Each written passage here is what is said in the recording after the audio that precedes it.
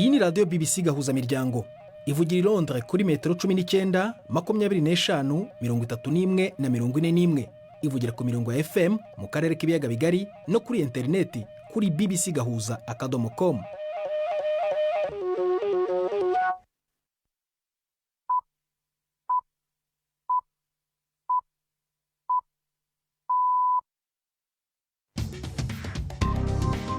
Ubu ni saa 10:30 ku isaha mpuzamahanga ya GMT, ni saa 12:30 ku masaha yo mu Rwanda no mu Burundi. Muri studio muri kumwe na Prudence Ngiyumva.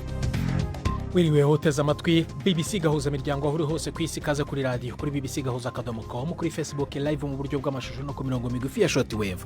Dore ingingo z'ingenzi z'amakuru turambura mu kanya. Kuri uyu wa mbere tariki ya mbere z'ukwa 9 mu Burundi, kuri uyu wa mbere komisiyo y'amatora yatangiye ingengabihe yo kwiga no gusuzuma ibirego by'abatishimiye abyavuye mu matora aheruka kuba y'abayobozi b'amakomine n'amakaritsiye. Igenekerezo rya mbere Nyakanga gushika igenekerezo rya gatandatu Nyakanga, no kuvuga mu Bisesi.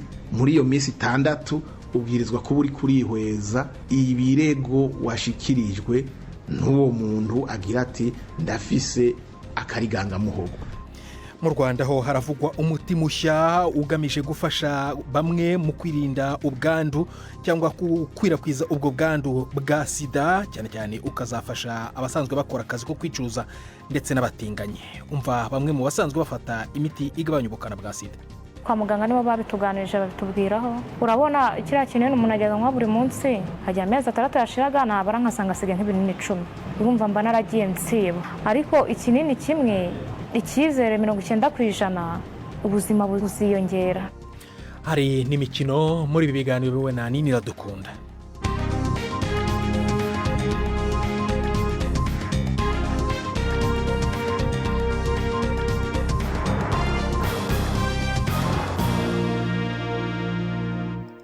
Ibi byose ni mu kanya nyuma ko Jacques Niyitegeka abagezaho incamake y'andi makuru y'ingenzi avugwa ku isi.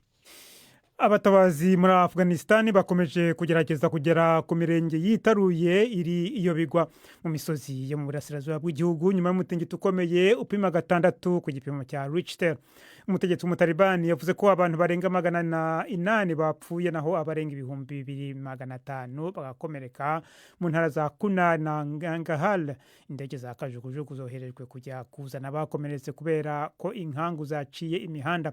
Umuryango w'abibumbye uravuga ko wohereje amatsinda 20 yo kujya kureba ko byifashe mu duce twibasiwe cyane no mutingito. Ibi bibaye mu gihe Afghanistan yugarijwe n'ikibazo gikomeye cy'uruzuba rwinshi n'ibura ry'ibiribwa. Uburusiya burashinjwa kwinjira mu buryo butemewe n'amategeko mu buryo buyobora indege yari itwaye mukuru w'akanama k'umuryango w'ubumwe bw'Uburayi maze buhagarara gukora. Ursula von der Leyen yari mu nzira yerekeza mu mujyi wa Polvedic muri Bulgaria igihe ubwo buryo buzwi ku izina rya GPS bwahagaraga gukora, maze bikaba ngombwa ko umupilote w'iyo ndege yitabaza uburyo buyobora indege ku butaka kugira ngo abashe kwigeza ku kibuga. Umuvugizi w'umuryango w'ubumwe bw'Uburayi yavuze ko bahawe amakuru na Bulgaria avuga ko Uburusiya aribwo bwari inyuma bw'icyo gikorwa. Inshuro nyinshi Uburusiya bwashinjwe kubangamira uburyo bwo kuyobora ingendo bwa GPS, cyane cyane ku ndege zinyura hejuru y'akarere ka Baltike. Israeli yarushijeho kwigiza imbere mu mujyi wa Gaza ibifaru byayo by'intambara kandi inaturitsa imodoka zari zatezwemo ibisasu mu gace kamwe k'uwo mujyi nk'uko ababibonye bivuga. Minisitiri y'ubuzima igenzurwa na Hamas yatangaje ko mu masaha 24 ashize abantu batari munsi ya 98 bahitanywe n'ibitero bya Israeli hirya no hino mu ntara ya Gaza. Ni inkuru ya Yolande Ner mugezweho na Yvette Kabatese. Amashusho ya video agaragaza abandi banyapalestine bahunga berekeza mu nkengero z'umujyi wa Gaza bari mu mamodoka na za tingatinga.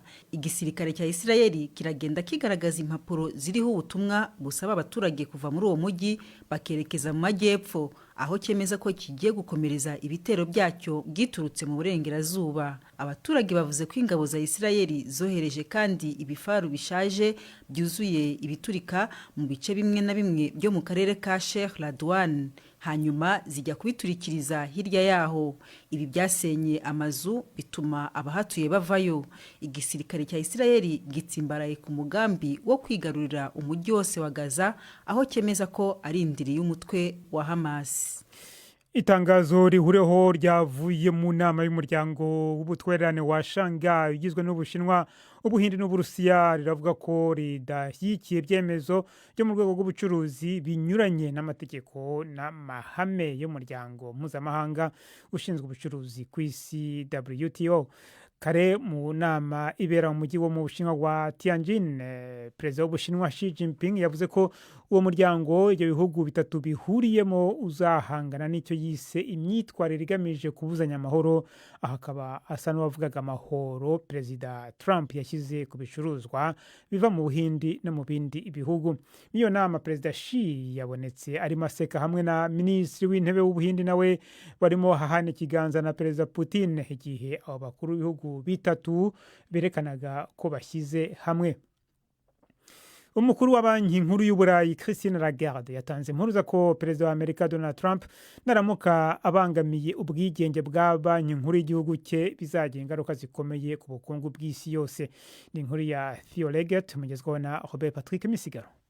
Perezida Trump yarifatiye mu gahanga katari gake ikigega cy'igihugu bitewe nuko cijijanye imitima mu bijanye no kugabanya amafaranga yungukwa ku ngurane canke ideni. Yise umukuru w'ibanki y'igihugu Jerome Powell umuntu w'ikijuju, kandi mu kwezi guheze yaragerageje kwirukana umwe mu bayobozi b'iyo banki ariwe Lisa Cook. Christine Lagarde yabwiye radio mu Faransa ko mu gihe bwana Trump yoshika ku mugambi wiwe akagondoza iyo banki vyotera umwitwarariko mwinshi ku butunzi bwa Amerika cyo kimwe n'ubw'isi muri rusangi. Ariko yavuze ko intambamye z'amategeko zishobora gutuma bwana Trump bimunanira kumvisha benshi mu barongozi b'iyo banki ngo bamushigikire. Urukiko rwo muri Finland rwakatiye umuyobozi w'umutwe uharanira kwiyomora kuri Nigeria igihano cyo gufungwa imyaka 6 rumaze kumuhamya ibyaha bifitanye isano n'iterabwoba. Inyandiko z'urukiko BBC yabonye zivuga ko Simon Ekpa, umunyanigeria ufite ubwenegihugu bwo muri Finland, yagerageje kwamamaza ibikorwa byo gusaba ko akarere ka Biafra ko mu majyepfo y'uburasirazuba bwa Nigeria kigenga hakoreshejwe uburyo butemewe n'amategeko. Urukiko rugizwe n'abacamanza batatu rwanzuye ko uyu mugabo yanahaye intwaro n'ibisasu imitwe yitwaje intwaro abinyushije ku bantu baziranye. Bwana Ekpa ahakana ibyaha byose ashinjwa.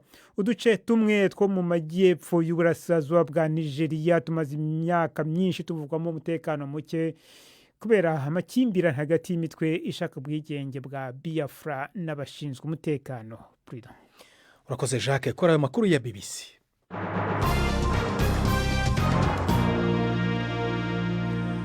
Makuru arambuye tuyahere mu Rwanda ho kugerageza kugabanya ubwinshi bw'imanza n'ikiguzi kizigendaho ku baburanyi. Urwego rw'ubutabera rusaba abantu kwiyambaza inzira z'ubwumvikane nka bumwe mu buryo bwo gukemura amakimbirane aho kubanza buri gihe kujya mu nkiko. Byatangajwe mu muhango wo gutangiza umwaka w'ubucamanza. Navuzwe ko kandi hari uburyo bwatangiye kugeragezwa nk'ubuhuza hagati y'abafitanye ibibazo ndetse no kwemera icyaha bikozwe n'uregwa kugira ngo agabanyirizwe ibihano. Inkuru ya Jean Claude Mwambutsa. Mu muhango wo gutangiza umwaka w'ubucamanza, abakuriye uru rwego bagarutse ku bwinshi bw'imanza mu nkiko, rimwe na rimwe izakiriwe mu mwaka umwe zikambuka mu wundi zitaburanishijwe. Ibi kandi bikaba mu gihe hari ihame ry'uko ubutabera budatangiwe igihe busa n'ubudatanzwe, ngo hariho nyamara inzira zageragezwa ibibazo bigakemuka bidatinze mu nkiko. Uyu ni Angelique Habyarimana, umushinjacyaha mukuru wa Repubulika. Nko guca ihazabu aho biteganywa n'amategeko cyangwa se kumvikanisha uwahohotewe n'uregwa, ubwumvikane burebana no kwemera icyaha, aho ubushinjacyaha buhabwa amakuru arebana n'icyaha cyakozwe hanyuma bwitabwaho igihe cyo kugena igihano.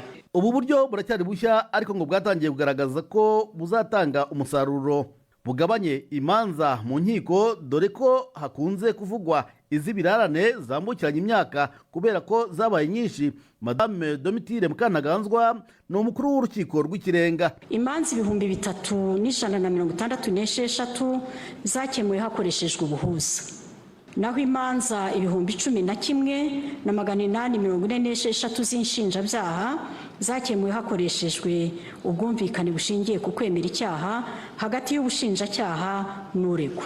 Leta y'u Rwanda ivuga ko ubu buryo bwo gukemura ibibazo hatabayeho urubanza ngo bugiye kongerwamo imbaraga, izigera imbere y'umucamanza zibe nkeya ndetse bibe byagira n'uruhare mu kugabanya ubucucike mu magereza akunze kunengwa kwakira umubare urenze ubushobozi bwayo. Ibi ni ibyemezwa na Emmanuel Ugirashebuja, Minisitiri w'Ubutabera. Abanyarwanda barakangurirwa kugira umuco wo gukemura ibibazo mu bwumvikane badasiragiye mu nkiko. Kuva mu mpera z'umwaka wa 2023 aho urwego rw'igihugu rw'ubugenzacyaha RIB rwahawe ububasha bwo gukora ubuhuza hagati y'ukekwaho icyaha ndetse n'uwakorewe icyaha, imibare y'imanza zikemuka muri ubu buryo nayo yariyongereye, aho mu mwaka wa 2024-2025 wonyine hakemuwe imanza 2680 ku rwego rw'ubugenzacyaha. Muri uyu muhango havuzwe kandi no ku byaha bitamenyerewe cyane mu nkiko z'u Rwanda. Ibi byiswe iby'inzaduka ni nk'ibishingiye ku ikoranabuhanga nk'ubujura bukorerwa mu mabanki, aho uwiba bitamusaba kwinjira muri izi nyubako ahubwo akaba yayobya akayabo yifashishije ikoranabuhanga. Hari kandi n'ibyaha byo gucuruza abantu ndetse n'ubucuruzi bw'ibiyobyabwenge. Jean Claude Mwambutsa, BBC Gahuzamiryango, i Kigali. Murakoze Mwambutsa. Tuve i Kigali tujye i Buruseli aho Fortune Gahita-Zongo, impuguke ya Loni mu rwego rw'uburenganzira bwa kiremwamuntu, avuga ko ihonyorwa ryabwo rikomeje mu Burundi. Gahita-Zongo asanzwe atemerwa na leta y'u Burundi, akaba kandi mu kiganiro yagiranye na BBC Gahuzamiryango i Buruseli aho yari mu rugendo rw'akazi, yavuze ko nubwo leta y'u Burundi ikomeza kubihakana, mu Burundi hari abagifungwa bazira ubusa, abandi bakaburirwa irengero, hakaba ndetse ngo n'abicwa. Yongeraho ko urubuga rwa politiki rwugaye, abamenyesha amakuru cyangwa abanyamakuru nabo bakamburwa uburenganzira bwabo. Fortune Gahita-Zongo yaganiriye n'umunyamakuru Alain Majesté Barenga i Buruseli mu Bubiligi. Fortune Gahita-Zongo musanzwe muri umuhinga adasanzwe ishira mpuzamakungu ni kwijanye n'agateka kazira muntu mu Burundi, naho leta y'u Burundi itabemera, ariko tutabeshanye haracari hiyonyagwa ry'agateka kazira muntu mu Burundi nta gushikuza kuba kurimo. Umwaka wa 2025 oro w'amatora twarabonye uburenganzira bwa muntu busubira inyuma, cyane cyane hageze ibyo kwitaba amatora. Twarabonye amatora ategurwa kuva mu 2023 no mu 2024 atamuco urimwo, aho imigambwe itavuga rumwe n'ubutegetsi yaburabujwe ikankigwa gukora kuko yagomba guhangana n'uri ku butegetsi. Iyo migambwe yaratswe uburenganzira bwayo. Inkurikizi nuko twabonye ko habonetse umugambwe umwe ku rubuga. Icyakurikiye mwarabibonye, habonetse inama nshingamateka na nkenguzamateka ziganziwe n'umugambwe umwe. Ivyo biraboneka ko uburenganzira bwa politike bwanigiwe mu menshi. Novuga ko atamatora yabaye vy'ukuri, kwabaye gukurikiza ibwirizwa kuko harabatswe uburenganzira.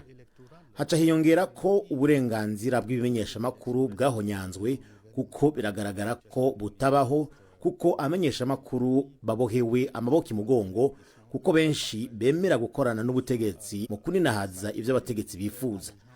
Abatabishoboye barahunga igihugu. Nukuri ntaguhenze ndibinyamakuru bike vyigenga bisigaye mu gihugu. Ariko ivyo ntimurenza karimbi mubikurahe, byanditse he, biri hehe, mwisunga iki? Ahantu bovuga ko ari imvugo ndeza rugero yamara. Narabonye ikinyamakuru mpuzamakungu cavuze ko Uburundi ari igihugu ca mbere gishonje ku isi. Narabonye icegeranyo kivuga ko Uburundi ari igihugu kiri mu vya mbere bikenye ku isi, kandi n'ivyegeranyo vyizewe. Turafise ivyegeranyo n'ibiharuro vy'ishirahamwe rya ONU rijejwe impunzi HCR, turafise ivyegeranyo vya banki y'isi, turafise ivyegeranyo vy'ibigo mpuzamakungu vyizewe bifise n'ivyicaro mu Burundi. Biraboneka ko imvugo ya leta atari yongero, kuko biragaragara ko hahonyanzwe vyeruye uburenganzira bwa muntu bikorwa n'inzego z'igihugu kandi harahonyanzwe agateka kazina muntu kandi birabandanya n'ubu. Nta burenganzira bwa politike buhari mu Burundi, nta kwishira no kwizana birangwa mu Burundi. N'ubu harabicwa bakaburizwa igufa, harabapfungirwa ubusa, harabagihohoterwa abandi bakaburirwa irengero. Hari n'abicwa ataco bazira mu Burundi. Courant donc dans ce pays-là. Ariko nubwo mubivuga gutyo leta y'Uburundi ivuga ko mwebwe murabangushi ivyo muvuga bitagira ishingiro bakamira ku ivyo muvuga. Ubona barira rusema yamara. Bon, c'est sûr que l'auteur d'une infraction tant que biroroshe guhakana iyo wagirizwe icaha.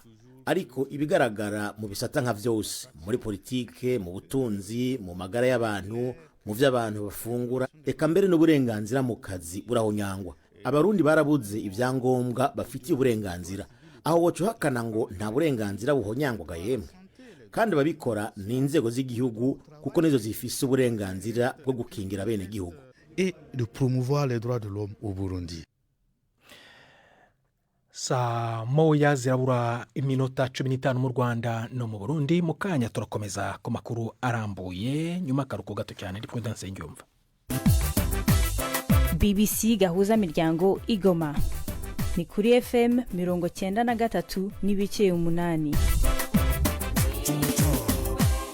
Dukomereze ku makuru avugwa mu Burundi. Kuri uyu wa mbere komisiyo y'amatora yatangiye gusuzuma no kwiga ibirego by'abatishimiye ibyavuye mu matora aheruka kuba y'abayobozi b'amakomine n'amakaritsiye mu gihugu. Seni kandi yanatangaje ko abatorewe kujya muri iyo myanya bazamenyeshwa ku itariki ya 16 z'uku kwezi n'urwego rushinzwe gutegura amatora mu ntara. Ni inkuru ya Patrick Waso. Nkuko bishikirizwa n'umuvugizi w'umugwi ujoje gutunganya amatora mu Burundi, kuva kuri uyu wa mbere itariki 1 ukwezi kw'icenda niho imigwi itunganya amatora mu makomine yose y'u Burundi yatanguye kwihweza ibirego barungikiwe ku bantu bamwe bamwe boba baratowe ariko hatisunzwe ibisabwa. François Bizimana, umuvugizi wa Seni: igenekerezo rya mbere Nyakanga gushika igenekerezo rya gatandatu Nyakanga umwaka w'ibihumbi 2025 no kuvuga mu Gwisesi muri iyo minsi 6 ubwirizwa ko buri kurihweza ibirego washikirijwe n'uwo muntu agira ati ndafise akariganga muhogo. Ivyo mbere bitegekanijwe n'ingingo ya 73 y'ibwirizwa riringaniza amatora mu Burundi. Bagize bati n'ubu nyene iyo ngingo mu Gwisesi ushitse ko ntitunyuzwe, bafise uburenganzira bwo guca bitura umugwi w'intara wigengujejwe gutunganya amatora ari wo Sepi, kigaheza kikamara iminsi 4 kugira ngo wihweze ivyo washikirijwe. Abatowe nabo bazotangazwa itariki 16 uku kwezi nkuko bishikirizwa n'umuvugizi w'umugwi ujeje gutunganya amatora mu Burundi. Hanyuma kwigenekerezo ya 16 Nyakanga muri 2025 hace hatangazwa rero icese ingingo ntabanduka ijanye n'amatora yo ku mitumba canke amakartier. Amatora y'abarongozi b'imitumba n'amakartier niyo yonyene aba mu Burundi hatisunzwe intonde z'imigambwe. Naho biroko abatowe benshi bivugwa ko ari abanywanyi b'umugambwe uri ku butegetsi mu Burundi. Abagerageje guhungabanya ayo matora y'abakuru b'imitumba n'amakartier bamwe barafashwe, imanza zabo zicibwa ikibiriraho. Mu rukurikirane rw'amatora yatanguye kuva mu kwezi kwa gatandatu uyu mwaka, amatora yose yasinzwe n'umugambwe CNDD-FDD. Mu nama mpanuzwa jambo z'amakomine ku ntebe 1052 umugambwe CNDD-FDD watahukanye intebe 1031 canke ibice 98 kwijana. Mu nama nshinga amateka intebe zose ni za CNDD-FDD mu gihe hongewemwo urutonde rw'abashinga amateka batatu babatwa. Mu nama nkenguza amateka ubu igizwe n'abakenguza amateka 13, umugambwe CNDD-FDD ukaba ufise intebe 10, intebe zitatu zisigaye ni z'amashira hamwe y'abatwa. Abatowe uyu mwaka bakaba bafise kiringo c'imyaka 5. Ivyavuye mu matora y'uyu mwaka bikaba vyariyamirijwe n'abahagarikizi b'ishengero Katolika hamwe n'abahagarikizi b'imigambwe itavuga rumwe n'uri ku butegetsi. Amatora y'umukuru w'igihugu akaba yitezwe mu mwaka wa 2027 akazotogwa kugira ngo atware ikiringo c'imyaka 7. Patrick Waso, i Bujumbura. tuve Bujumbura dusubire mu Rwanda. Ishami rya Loni ryita ku buzima OMS riherutse kwemeza umuti mushya wo kurinda abafite ibyago byinshi byo kwandura indwara ya sida. Uwo muti uzwi ku izina rya Lenacapavir ufatwa kabiri gusa mu mwaka, bivuga ko uzafasha cyane cyane nk'abakora akazi ko kwicuruza n'abatinganyi ndetse no kugabanya ubukana ku basanzwe bafite ubwandu. Uzasimbura rero ibinini byari bisanzwe bifatwa buri munsi. Mu Rwanda mugenzi wacu Samba Cyuzuzo yaganira na bamwe mu bari bari muri ibi byiciro kugira ngo amenye icyo biteze kuri uyu muti. Adutegura inkuru ikurikira. Uyu mukobwa twise Janine amaze imyaka 5 akora akazi ko kwicuruza mu mujyi wa Kigali. Uyu muti we awita urukingo. Ni inkuru ikomeye kuri we. Ndashimira Imana ko umuti ugiye kuza. Nose umuntu yakongera kugira ubwoba kandi siko urwo rukingo rukora, keretse nimba rudakora. Ako rukora ntabwo impungenge zakongera kuza itariki zigeze nyine z'urukingo uko rwarangiye. Ako mu gihe rutararangira nenja kabisa. Ni umuti mushya witwa Lenacapavir. Umuntu azajya afata rimwe mu mezi 6 ukamurinda kwandura virusi ya sida cyangwa kuyanduza, ukanasimbura ibinini bya buri munsi ku banduye. Claire Nyiramwiza amaze imyaka irenga 10 afata ibinini bigabanya ubukana bwa virusi ya sida. Yiteze ko uyu muti uzahindura byinshi. Numvisha ari byiza, kwa muganga nibo babituganirije babitubwiraho. Urabona kiriya kinini umuntu ajyaga nka buri munsi, hajya amezi 6 yashiraga nabara nkasanga asigaye nk'ibinini 10. Urumva mba naragiye nsiba. Ariko ikinini kimwe icyizere 90% ubuzima buziyongera, virusi zigabanyuke. Mu nama mpuzamahanga kuri sida yabereye Kigali mu kwezi kwa 7, ishami rya ONU ryita ku buzima OMS ryasohoye amabwiriza y'ikoreshwa ry'uyu muti ukorwa n'uruganda rwo muri Amerika. U Rwanda ruri mu bihugu hafi 10 uzatangira gukoreshwamo mu mezi ari imbere. Bahereye cyane cyane ku bageramiwe na virusi ya sida kurusha abandi. Abo ni abakora akazi ko kwicuruza, abakora imibonano mpuzabitsina nabo babihuje, n'abafite ubwandu bafata imiti igabanya ubukana.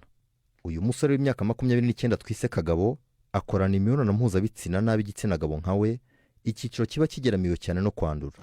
Mbere na mbere ingaruka ya mbere mbi ni ukuba wahuriramo n'ubwandu, ugakeka yuko wirinze igihe cyose ariko ukaba uri umuge, ugasanga uhuye n'undi habayeho iyo sexy, kuko hari ahantu naho habamo ubwandu bwinshi cyane. Urumva rero niba iyo miti yaraje byaba ari ikintu cyiza cyane ku buryo kuba yafata imiti byamurinda iyo ndwara, bigatuma n'ibyo arimo abijyamo neza azi ko afite ubwirinzi. Janine ukora akazi ko kwicuruza ahura n'ingorane nyinshi muri aka kazi, zirimo gufatwa ku ngufu no kuba yakwanduzwa sida.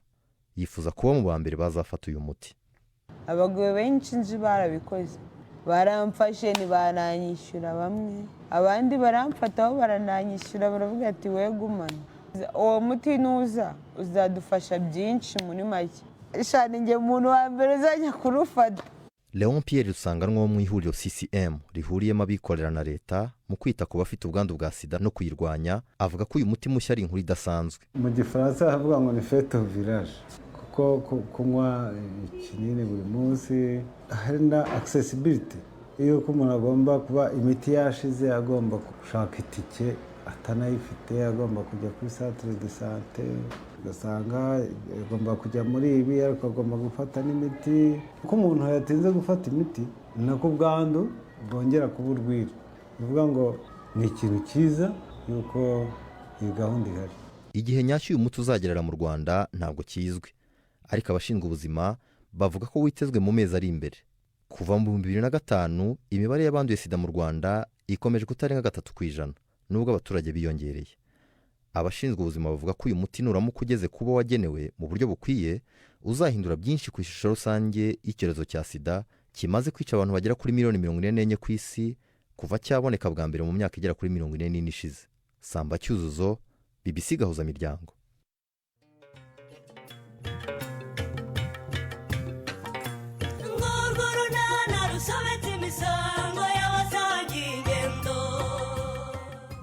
Mu kiganiro nacyo kuri wa kabiri twabateguriye, noneho se kandi byagenze bite? Uziko mperuka kukubwira ibyo ukora yari yiriwe yikuba kuri Chris cyagiye cy'imikino n'ibiganiro by'urubyiruko. Uzi ukuntu byambabaje gute? Ndabizi. Sha, ubu noneho rero nabonye ibindi bintu byanshenguye umutima. Mama yanjye, ni ibiki wabonye se kandi? Ni 12:45 kuri BBC. hejuru rero mu runana reka noneho mpijambo Yves Bucyana mu mikino. Imikino kuri BBC gahuza miryango. Ireho neza abakunzi b'imikino kuri BBC, ay'imikino uyu munsi ndayahera mu mikino ya CHAN yashojwe kuwa gatandatu. Maroc niyo yegukanye iki gikombe cy'ibihugu gihuza abakinnyi bakina muri za shampiyona z'imbere mu gihugu. Ku mukino wa nyuma Maroc yatsinze Madagascar ibitego 3-2. Umukino wabereye ku kibuga cya Kasarani mu mujyi wa Nairobi muri Kenya. Ku munsi wo kuwa gatanu i Kampala niho hari habereye umukino wo guhatanira umwanya wa gatatu. Ikipe ya Senegal iwegukana itsinze Sudani kuri za penalite 4-2 nyuma y'uko amakipe yombi arangije anganya igitego 1-1. Ku bijyanye n'ibihembo, kafu ishyirahamwe ry'umupira w'amaguru ryazamuye cyane ibihembo ugeranyije n'uko byari bimeze mbere. Nk'uko kafu yabitangaje, ibihembo byongerewe ku kigero cya 75%. Ikipe ya mbere Maroc ihabwa $3.5 million. Ikipe ya kabiri ariyo Madagascar yahembwe $1 n'ibihumbi 200. Ikipe ya gatatu Senegal ibona ibihumbi 700 by'amadolari, naho iya kane Sudan ihabwa ibihumbi 600 by'amadolari. Amakipe yageze muri kimwe cya kane yo yabonye ibihumbi 450 y'amadolari. Mu matsinda ikipe zarangije ku mwanya wa gatatu buri yose yahawe ibihumbi 300 by'idolari. Ni nako izaje ku mwanya wa kane n'uwa gatanu zahawe ibihumbi 200. Ibi bivuze ko iyashoboye kubona itike yo kujya mu mikino ya nyuma yose yahembwe. Umugabane w'Uburayi, shampiyona ya English Premier League yarakomeje. Liverpool yaraye yerekanye ko ikiri igihangange ubwo yatsindaga Arsenal igitego 1-0 ku kibuga cya Anfield. Igitego cyabonetse kuri free kick cyangwa umupira w'umuterekano ku ikosa ryari rikozwe hanze y'urubuga rw'amahina. Umukinnyi Soboslai awutereka mu izamu rya Raya wagerageje kwirambura no kwigoronzora ngo awukuremo bibi by'ubusa. Ikipe ya Manchester City yo bikomeje kwanga kuko ejo yakubiswe na Brighton ibitego 2-1 ni nyuma yo gutsindwa na Tottenham 2-0 mu cyumweru gishize. Kera kabaye ikipe ya Manchester United nayo yabonye intsinzi yayo ya mbere itsinze bigoranye ikipe ya Burnley ibitego 3-2 harimo penalty yo ku munota wa nyuma yatsinzwe na Bruno Fernandes itaravuzweho rumwe. Nkiri mu Bwongereza kandi ku isoko ry'igura n'igurisha riteganyijwe gufunga uyu munsi, ikipe ya Newcastle yemeye kugurisha umukinnyi wayo kwa Liverpool. Yo yemeye guca gahigo ku Bwongereza kugura rutahizamu Alexander Isak kuri $125 z'amapaundi. Amakuru aturuka muri Newcastle avuga ko ayo masezerano ashobora kuba afite agaciro ka $130 z'amapaundi hamwe n'inyongera. Biteganyijwe ko Isaac kuri uyu wa mbere akorerwa ibizamini by'ubutarumikwa mbere yo gushyira umukono kuri ayo masezerano y'imyaka 5 akabona kwambara jezi ya Liverpool. Ikipe ya Liverpool ariko ngo icyaka no kwayura cyane ishaka abandi bakinnyi biracyari byose kuko ngo ishobora kurara isinyishije myugariro wa Crystal Palace. Uyu no witwa Mark Gehi. Abimuka mu yandi makipe niko Alejandro Garnacho nawe yageze muri Chelsea avuye muri Manchester United. Aston Villa nayo ikaba ishaka witwa Jadon Sancho w'imyaka 25 wo muri Manchester United, nayo iri kwifuza umunyezamu wa Aston Villa Emiliano Martinez. Ariko Villa ikavuga ko uko byagenda kose gushaka kugura Sancho bidashobora guhuzwa no kugurisha Martinez United ishaka. Ahandi uwahoze ari umutoza wa Manchester United Erik ten Hag yirukanywe na Bayer Leverkusen nyuma y'imikino 2 gusa ya shampiyona atoje iyo kipe. Ten Hag y'imyaka 55 yashyizweho nk'umutoza wa Leverkusen mu kwezi kwa karindwi uyu mwaka. Yari yirukanywe na Manchester United mu kwezi kwa 10 umwaka ushize. Dukubitire no muri tennis, Novak Djokovic akomeje guhatana mu irushanwa rya US Open. Yinjiye muri kimwe cya kane nyuma yo gusezerera Jean Renard Straff amuteye 7-3 z'amanota 6-3, 6-3 na 6-2. Djokovic ararwanira ikamba rya 25 rikaba ryabagahigo muri tennis, gusa ngo ku myaka 38 aragaragaza ibibazo by'umunaniro. Ayo niyo y'imikino nabahitiyemo uyu munsi. Gendi Yves Bucyana.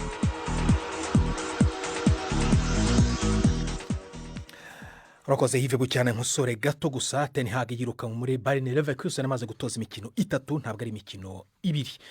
ayo makuru y'imikino ni nasoje rero ayaciye kuri uyu wa mbere. ushobora no kongera gusanga kuri BBC Gahuza cyangwa se kuri Facebook mu buryo bw'amashusho. ugiye kuri BBC ukandika BBC Gahuza mwishakiro. yarayibowe na Nini Iradukunda, twafashijwe na Nick Rando kugira ngo amajwi yakugeraho ameze neza. Agenda Prudence Nyumba akoze guhitamo BBC Gahuza miryango. Uraharyana.